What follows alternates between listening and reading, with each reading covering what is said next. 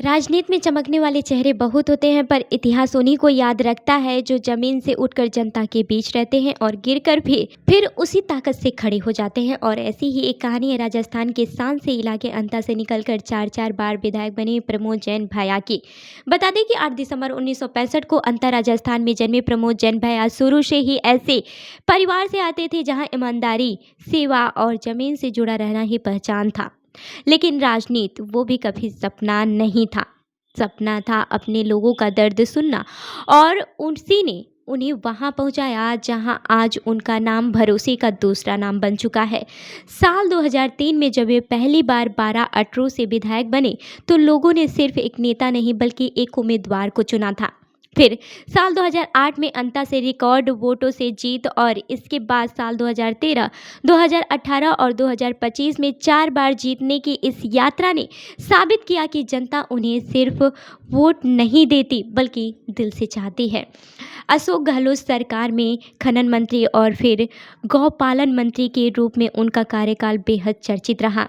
यहाँ कुर्सी नहीं काम बोलता था। पारदर्शिता, शक्ति और विकास तीनों चीज़ें उनके मंत्रालय की पहचान बन गई। उनके फैसलों ने न सिर्फ राजस्व बढ़ाया बल्कि गरीब, किसान और पिछड़े वर्गों के लिए नई योजनाओं की दिशा भी खोल दी। बता दें कि भारत में राजनीति तेजी से बदल रही है। मोदी लहर, बड़े बड़े वादे, राज्यों में चुनाव का शोर और जनता पहले से कहीं ज़्यादा जागरूक। इस माहौल में ऐसे नेता कम है जो भीड़ नहीं, काम से अपनी पहचान बनाते हैं। भैया उन नेताओं में से एक हैं जो सत्ता की चमक से ज़्यादा जनता के भरोसे को अपनी जीत मानते हैं। बता दें कि देश की राजनीति आज 2 ध्रुवों में बटी है। एक तरफ केंद्र की ताकत, दूसरी ओर राज्यों की लड़ाई।